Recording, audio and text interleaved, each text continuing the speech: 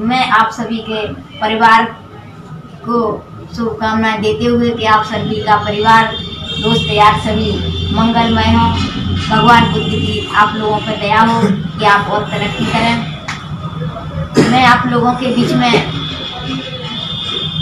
बताना चाहूँगी कि आज हम ऐसी महान माता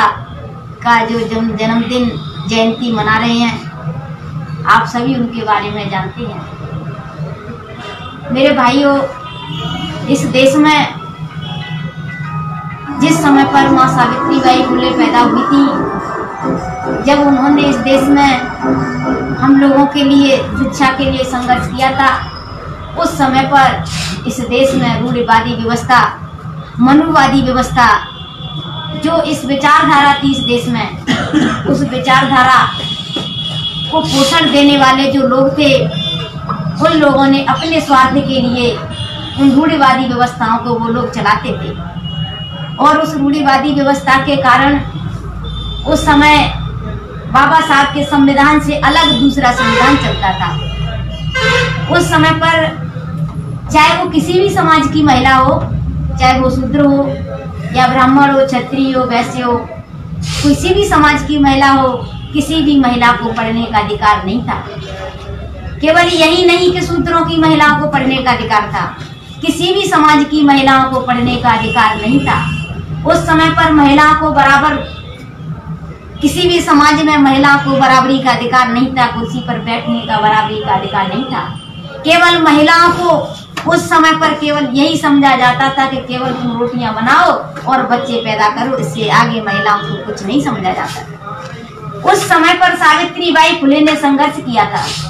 सावित्रीबाई फुले खुद भी अनपढ़ थी,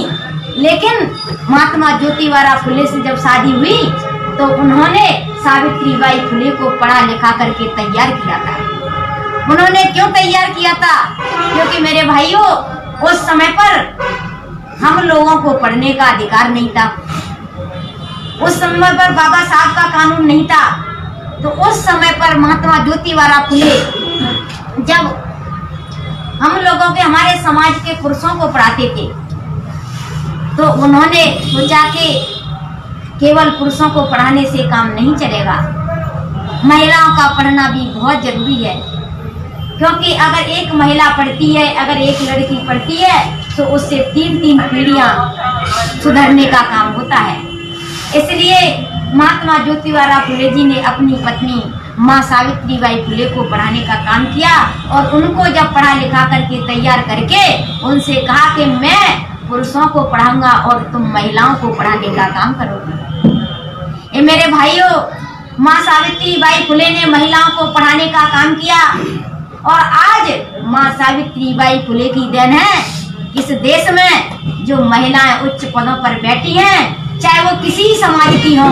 अगर उसका योगदान जाता है, अगर उसका श्रेय जाता है, तो माँ सावित्रीबाई फुले को जाता है। आज उसकी देन है कि आज इस देश का मुख्यमंत्री, राष्ट्रपति, उपराष्ट्रपति तक के पदों पर भी महिलाएं विराजमान हुई हैं, सांसद, MLA बनी हुई हैं। वो माँ सावित्रीबाई फुले की देन है। अगर वो पढ़ी लिखी नहीं होती तो आज वो सांसद नहीं बनी होती, नहीं विधायक बनी होती। माँ सावित्रीबाई फुले ने, मेरे भाइयों, उस समय पर संघर्ष किया था जब पढ़ने की तो दूर की बात है, हम लोगों को और हम उस समय पर बराबर बैठने तक का अधिकार नहीं था। ऐसे समय पर हमारी माता ने संघर्ष किया था। मेरे भाइयों, जब हमारी माता पढ़ाने जाती थी, हमारे भाइयों ने बताया कि उनके ऊपर कीचड़ पत्थर फेंकते थे, लेकिन वो कभी निराश नहीं हुई। आज मेरे भाई यहाँ पर बैठे हुए हैं, आज एक ऐसी माता का जयंती है, लेकिन फिर भी हमारे भाइयों को इतना समय तक नहीं मिला कि अधिक संख्या में आकर के उनकी जयंती को मनाएं, क्योंकि वो थोड़े निराश हो गए हैं। निराशा का कारण ये है कि अभी विधानसभा चुनाव हुआ था, उसमें हमारे भाई थोड़े निराश होकर के, और उनमें अभी उमंग नहीं है। लेकिन मैं कहना चाहती हूँ कि आज सावित्रीबाई फुले थी और एक पुरुष शिक्षक बहुजन समाज के लिए केवल हमारे महात्मा ज्योतिबा फुले थे। जब उन्होंने हिम्मत नहीं आ रही थी तब वो अकेले थे, लेकिन आज हम लोगों के पास तो सब कुछ है। हमारे पास कपड़े अच्छे पहनने के लिए, हमारे पास कुर्सी है, हमारे पास बोलने का अधिकार है और हमारे पास में बुद्धि भी है। हमारे भाई पढ़े लिखे भी हैं, डॉक्टर इंजीनियर हैं, IAS IPS हैं। आज हमारे पास कमी नहीं है। उस समय पर तो हमारे समाज में डॉक्टर इंजीनियर तो दूर की बात, लेकिन हमारे समाज में 8वीं पास तक लोग पढ़े लिखे नहीं मिलते थे, 5वीं पास तक नहीं मिलते थे। और उस समय पर माँ सावित्रीबाई फुले ने संघर्ष किया था, जब इस देश में केवल बहुजन समाज, केवल आपको उस व्यवस्था से नहीं, इस देश के सभी लोग पुरुष वर्ग इस उस समय पर महिलाओं को बराबर नहीं मानते थे। उस समय पर और नहीं पढ़ने का उस समय पर महिलाओं को अधिकार था, महिलाओं को पढ़ने लिखने नहीं दिया जाता था। लेकिन माँ सावित्रीबाई फुले ने हमारी माता बहनों को पढ़ने पढ़ाने का काम किया था। उसके बाद में मेरे भाइयों, बाबा साहब डॉक्टर भीमराव अंबेडकर ने इस देश में हिंदू कोर्ट में ला करके महिलाओं को सम्मान दिलाने के लिए उनको आज सभी जगह जो व्यवस्था है, महिलाओं को बराबरी का अधिकार है, वो अधिकार उस समय पर तो माँ सावित्रीबाई ने फुले ने संघर्ष किया था, केवल वो अपना हक अधिकार छीनती थी। लेकिन इस समय तो बाबा साहब डॉक्टर भीमराव अंबेडकर हमें एक कानून बना करके दे गए और आज उनकी मजबूरी है कि महिलाओं को उनको बराबर बिठाना ही पड़ेगा। आज आपने देखा होगा, केवल विधानसभा लोकसभा को छोड़ करके अन्य सभी जगह जो भी चुनाव होते हैं, जो भी चुनाव किसी भी पंचायत के हो, चाहे नगर निगम के हो, चाहे मंडी के हो, चाहे सिंचाई के हो, कहीं भी हो, सभी जगह 50% महिला आरक्षण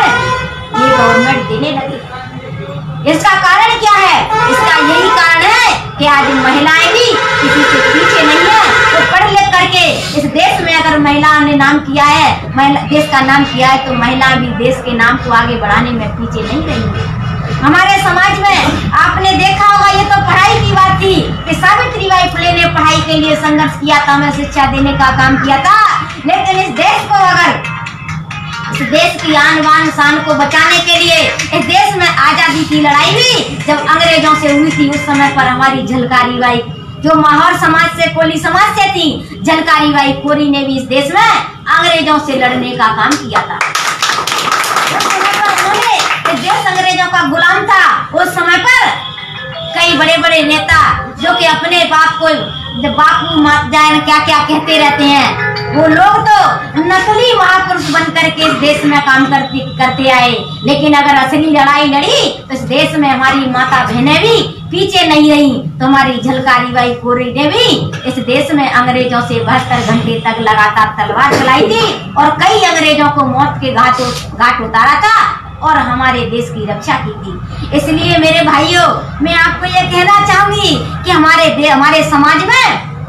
हमारी माता बहनें भी कई पैदा हुई। आप लोग निराश न हो, आप लोगों को ये हिम्मत और हौसला बढ़ाना चाहिए, अपने हौसले को बुलंद रखना चाहिए कि जब उस समय पर, जिस समय पर इस देश में जो मानवतावादी धर्म को नहीं मानने वाले लोग इस देश में उस व्यवस्था को चलाने के लिए, जब उस देश में चरम सीमा पर थी, उनकी सोच और विचारधारा, उस समय पर माँ सावित्रीबाई फुले ने इस देश में संघर्ष किया और हम लोगों को जगाने का काम किया था। ये मेरे भाइयों, बाबा साहब डॉक्टर भीमराव अंबेडकर ने जब पढ़ने के बाद में पढ़ लिख करके जब वो डिग्री लेकर के उन्होंने भी अपने परिवार को नहीं देखते हुए और आज इस देश में बाबा साहब ने संविधान दिया। आज उस संविधान की बदौलत हम और आप सभी समाज के लोग, जो कि हम कोई भी समाज, चाहे वो किसी भी समाज का भाई हो, अगर उनको आज कोई पद और कोई भी जगह अगर मिलती है तो बाबा साहब डॉक्टर भीमराव अंबेडकर की बदौलत है। नहीं तो इस देश में चाहे वो किसी भी समाज का भाई हो, चाहे ब्राह्मण हो, क्षत्रिय हो, चाहे वो शूद्र हो, चाहे वो किसी भी समाज का भाई हो, वैश्य हो, अगर उसको कोई पद और अगर कोई सम्मान मिला है तो बाबा साहब डॉक्टर भीमराव अंबेडकर की बदौलत मिला है। नहीं तो इस देश में जो राजा महाराजाओं की जो रियासतें चलती थी, जो राजतंत्र चलता था, तो उन्हीं के बेटे लूले लंगड़े काने बहरे राजा बनते चले आते। आप आप लोगों को इन कुर्सियों पर बैठने का अधिकार नहीं मिलता। आप तो केवल अपने घर में रह करके अपना व्यवसाय करते थे और केवल आप लोग लोकसभा विधानसभा में आपको बोलने का अधिकार नहीं होता। अगर बाबा साहब इस देश में भारत का संविधान न दिए होते, इसलिए मेरे भाइयों, बाबा साहब डॉक्टर भीमराव अम्बेडकर ने इस देश के सभी समाज के लिए और खासकर बहुजन समाज के जो हमारे दलित भाइयों के लिए जो संघर्ष किया था, उनके लिए इसलिए उस समय पर संघर्ष किया था कि उस समय पर उनकी दशा दयनीय थी। सबसे ज्यादा अगर परेशान थे तो वही लोग थे। इसलिए मेरे भाइयों, बाबा साहब ने इस देश में किसी जातीयता को बढ़ावा नहीं दिया था। जातीयता को बढ़ावा देने का काम उस व्यवस्था, रूढ़िवादी व्यवस्था के पोषक लोगों ने किया था, जो अपनी उस व्यवस्था को चलाकर और अपनी रोजी रोटी चलाते थे। लेकिन बाबा साहब डॉक्टर भीमराव अम्बेडकर ने तो उन लोगों को, वो किसी भी समाज के हों, जिनको जो मजबूर थे, जो गरीब थे, जो लाचार थे, उन लोगों को इकट्ठा करके, चाहे वो किसी भी समाज के हों, बाबा साहब ने उनको आगे बढ़ाने के लिए उनकी एक अलग से वो बना करके और उनके लिए कानून अलग से सुरक्षित रखे। इसलिए मेरे भाइयों, मैं आज आप लोगों के बीच में ये कहना चाहूंगी कि आप लोगों को निराश होने की जरूरत नहीं है, आपको हिम्मत नहीं हारना है, क्योंकि बाबा साहब डॉक्टर भीमराव अम्बेडकर भी उस समय पर अकेले थे और उन्होंने उन नेताओं के बीच में जो इस देश में बाबा साहब डॉक्टर भीमराव अम्बेडकर को संविधान को लागू करने में और बनाने में उन्हें रोड़े अटकाए, लेकिन उन लोगों के बीच में बाबा साहब अकेले थे और उन्होंने इस देश में को संविधान देने के लिए जो संघर्ष बाबा साहब ने अकेले होकर के उस समय पर किया, आज तो हमारे देश में करोड़ों लोग, लाखों लोग पैदा हो गए हैं कि बाबा साहब का जो संविधान है, अगर उसकी तरफ कोई आंख भी उठा के देखता है तो हमारे करोड़ों भाई ऐसे पैदा हो गए हैं तो उसकी आंख को फोड़ने का भी काम हमारे भाई मेरे भाइयों। लेकिन उस समय पर बाबा साहब डॉक्टर भीमराव अम्बेडकर ने जब संघर्ष किया था तो हमारे समाज के ही जो बाबा साहब ने जिन लोगों को पढ़ा लिखा करके तैयार किया था और बाबा साहब ने पढ़ा लिखा करके उनको विदेश भेज करके जब पढ़ के लौट के आए तो उन्हीं लोगों ने बाबा साहब का साथ नहीं दिया और बाबा साहब के साथ में धोखा किया था। इसलिए मेरे भाइयों, आज मैं आप लोगों के बीच में कहना चाहूंगी कि माननीय कांशीराम साहब ने भी कहा था कि बाबा साहब डॉक्टर भीमराव अम्बेडकर को धोखा पढ़े लिखे लोगों ने दिया था, क्योंकि पढ़ लिख करके वो अपने घर परिवार को बसा करके और दूसरे लोगों के हाथों में खेलने का काम किया। और आज माननीय कांशीराम साहब का मूवमेंट बहुजन समाज पार्टी है, उसको भी हमारे कुछ पढ़े लिखे भाइयों ने ही पीछे धकेलने का काम किया। मैं उनको, आप लोगों को कहना चाहूंगी कि हमारे पढ़े लिखे भाई केवल क्षेत्र में जाकर के यही बात कहते हैं। मैं आपको इसलिए कहूंगी क्योंकि अभी आपने विधानसभा के चुनाव में भी इसी तरह धोखा खाया और अभी आपके सामने पंचायत नगर निगम के चुनाव आने वाले हैं। आपके बीच में मैं ये कहना चाहूंगी कि अब की बार उन पढ़े लिखे लोगों को जो ये कहते हैं कि हमें तो संविधान बचाना है, मैं उनको कहना चाहूंगी, मैं आपको बताना चाहूंगी कि हमारे वो पढ़े लिखे भाई कहते हैं कि हमें संविधान बचाना है तो भाजपा को हराना है, लेकिन वो ये नहीं कहते हैं कि हमें किसको जिताना है। आप लोगों को ये बात सोचनी होगी कि संविधान को अगर कोई बचा सकता है तो केवल बहुजन समाज पार्टी है। अगर बहुजन समाज पार्टी है, क्योंकि इस देश में जब भारतीय जनता पार्टी की सरकार में अटल बिहारी वाजपेयी जब प्रधानमंत्री थे, उस समय पर इस देश में भारतीय जनता पार्टी बाबा साहब के संविधान की समीक्षा के आड़ में उस संविधान को बदलना चाहती थी, तो उस समय पर कांग्रेस पार्टी कहाँ चली गई थी। जो हमारे पढ़े लिखे लोग कहते हैं कि कांग्रेस पार्टी हमारे संविधान को बचाएगी, हमारे आरक्षण को बचाएगी, लेकिन जब संविधान समीक्षा की आड़ में भारतीय जनता पार्टी बाबा के संविधान को बदलना चाहती थी तो तब कांग्रेस पार्टी कहाँ चली गई थी। तब कांग्रेस पार्टी ने आंदोलन क्यों नहीं किया, तब कांग्रेस पार्टी आगे क्यों नहीं आई। उस समय पर भी माननीय कांशीराम जी ने पूरे देश में संविधान समीक्षा की आड़ में जो भारतीय जनता पार्टी उस संविधान को बदलना चाहती थी तो उसके विरोध में माननीय कांशीराम साहब ने पूरे देश में जिला स्तरीय धरना प्रदर्शन दे करके और इस देश की जो अटल बिहारी वाजपेयी की सरकार को आगाह किया था कि अटल बिहारी वाजपेयी की सरकार, अगर तुम संविधान की तरफ उंगली उठा करके देखोगे, उंगली उठा करके भी आपने उंगली से छूने की भी कोशिश करी तो इस देश का बहुजन समाज आपकी उंगली काटने का काम करेगा। कांशीराम साहब ने उस समय पर अटल बिहारी वाजपेयी की सरकार में बहन कुमारी मायावती जी सांसद थी,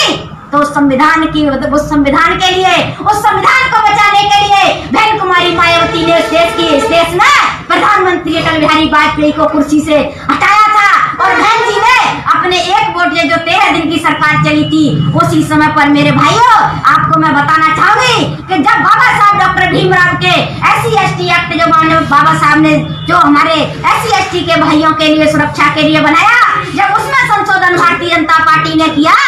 तो उस समय पर वो कांग्रेस के सांसद कहाँ चले गए थे? उस समय पर कांग्रेस के विधायक कहाँ चले गए थे? उन्होंने इस